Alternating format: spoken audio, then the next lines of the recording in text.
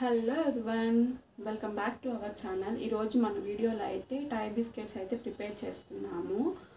నేను రీల్స్ చూస్తూ ఉన్నాను అనమాట. రీల్స్ చూస్తుంటే టై బిస్కెట్స్ వీడియో ఒకటి వచ్చింది, స్వప్నక్కది.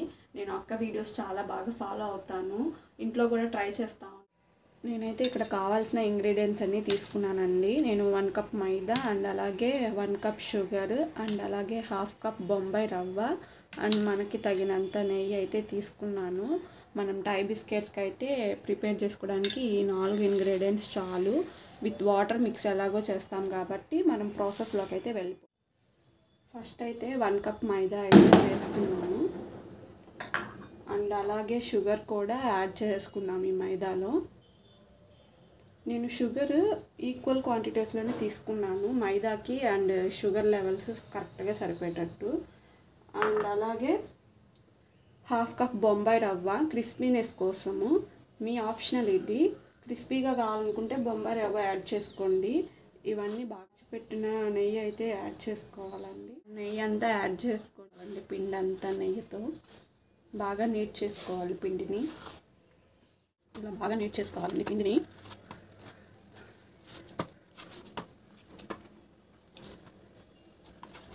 ఇలా పిండి అంటుకోకుండా రెడీ చేసి పెట్టుకోవాలి. మనము ప్లేట్లో కొంచెం అయితే మైదా పిండి అయితే ఇలాగ ఫుల్గా అప్లై చేసుకోవాలండి ప్లేట్ అంతా.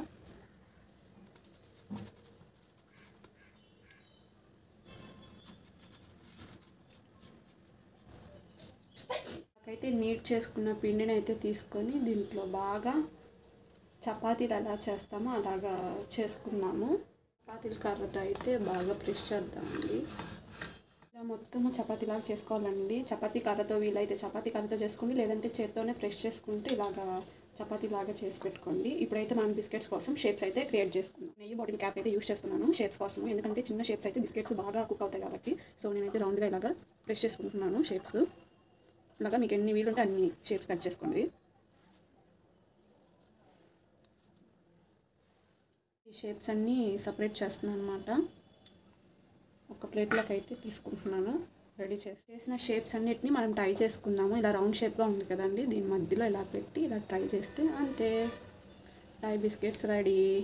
వీటిని అయితే మనము ఆయిల్లో హీట్ చేసుకుంటే మన బిస్కెట్స్ అయితే రెడీ అయిపోతాయి. సో నేను అన్నిటిని ట్రై చేస్తున్నాను బిస్కెట్స్ని.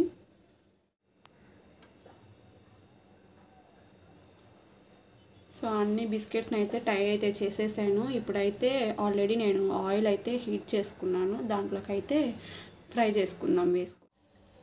వీటిని టై బిస్కెట్స్ అనాలో లేకపోతే పెటల్ బిస్కెట్స్ అనాలో మీరే చెప్పండి. స్వప్నక్క కూడా అడిగింది కదా వీడియోలో, వీటిని బౌ బిస్కెట్స్ అంటారా లేకపోతే ఇంకేమన్నా అంటారని. మనమైతే వీటికి పెటల్ బిస్కెట్స్ అయితే పెడదాము నేమ్. సో మీకేమనిపించిందో కామెంట్ చేయండి. వీటిని చూసి ఫ్లేమ్లోనే మీడియం ఫ్లేమ్ పెట్టుకొని కుక్ చేసుకోండి బిస్కెట్స్, లేదంటే మాడిపోతాయి. కలర్ వచ్చే వరకు అయితే ఫ్రైని మొత్తం క్లోజ్ అయ్యేంత వరకు ఫ్రై చేసుకొని తీసేసుకోవాలి. ఆల్రెడీ బ్రౌనిష్గా అయిపోయాయి బిస్కెట్స్, ఒక 5 మినిట్స్ అయితే మొత్తం ఫ్రై అయిపోతాయి. సో అవి సపరేట్ చేసుకొని బౌల్లో సర్వ్ చేసుకోవడమే. సో మన బిస్కెట్స్ అయితే రెడీ అయిపోయాయండి. అవి హిట్ అయ్యాయో ఫ్లాప్ అయ్యాయో చూద్దాము టేస్ట్ చేసి. సో ఫైనలీ బిస్కెట్స్ అయితే రెడీ అయ్యాయండి. బిస్కెట్స్ అయితే మైల్డ్ స్వీట్తో క్రిస్పీగా చాలా బాగున్నాయి, చాలా బాగా వచ్చాయి. హిట్ అయ్యింది రెసిపీ అయితే, నాకైతే బాగా నచ్చాయి. మీరు కూడా ట్రై చేయండి. అక్క వీడియోస్ ఎవరైనా ఫాలో అయ్యి ఇలా ట్రై చేసిన వాళ్ళైతే కామెంట్ చేయండి. Please subscribe for more videos guys.